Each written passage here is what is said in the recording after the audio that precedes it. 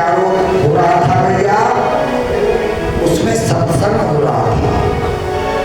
आश्रम, जैसे ये आश्रम है, इसमें कथा हो रही है, ऐसे ही उसमें सत्संग चल रहा था।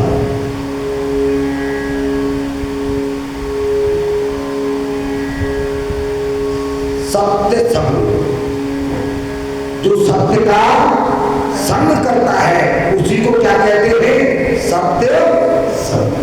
सत्य माने क्या होता है? सत्य माने होता है ईश्वर, जिसको कहते हैं सच्चिदानंद। सत्य माने ईश्वर, जो सत्य का संग करता है वही सत्संग होता है। अरे भाव से सत्संग हो रहा था और अचानक से वहां पर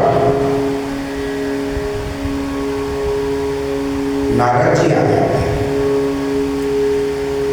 नारद जी का जो चेहरा था वो बिल्कुल उस पर उदासी छाई हुई थी, उनका मुख मलिन था।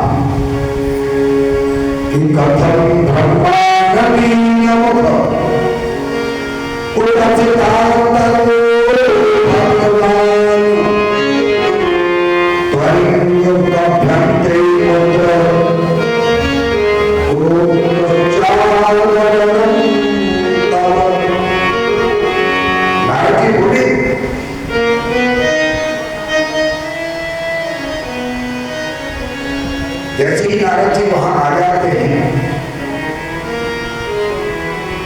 तो ब्रह्मा जी के चारों पुत्रों ने पूछा, सनत, सनंदन, सनातन, सनत कुमार, चारों ने, हे नारद जी, ये आपका जो मुख पर जो उदासी है ये कैसे है? हमें बताओ, हमें समझाओ, क्या कारण है? नारद जी कहते हैं, क्या बताओ? नारद जी ने कहा, मैंने इस पृथ्वी को सत्य लोक समझकर इस पृथ्वी पर आया था, लेकिन यहाँ न सत्य है, न तप है, न सोच है, न दया है, न दान है, कुछ भी नहीं।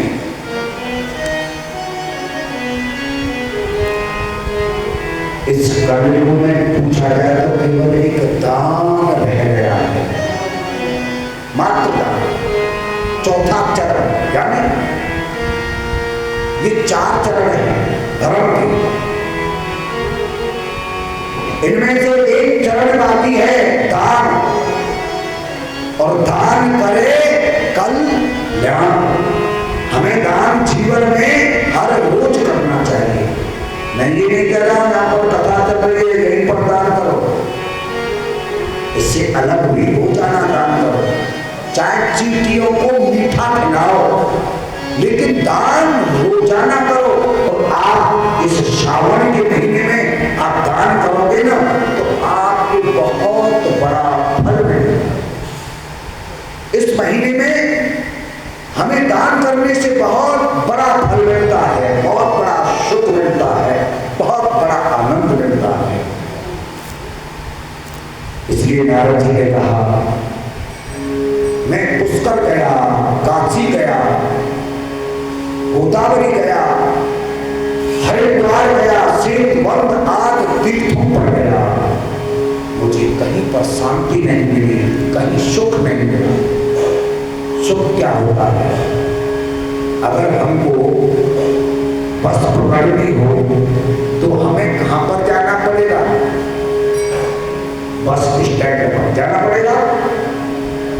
और हमें बाबा ट्रेन पकड़नी हो तो कहां जाना पड़ेगा?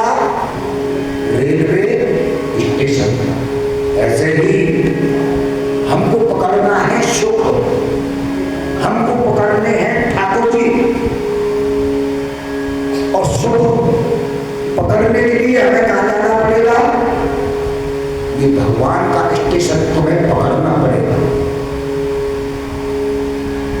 ये सुख आप मंदिर में जाओगे, भगवान के दरबार में जाओगे तो आपको सुख मिलेगा। शांति कहां पर मिलती है? अब यहां से बाहर जाओगे तो अनेक परेशानियां तुम्हारे सामने खड़ी हो जाएंगी। और जब तक इस पांडाल में बैठे हो, इस ठाकुर जी के दरबार में बैठे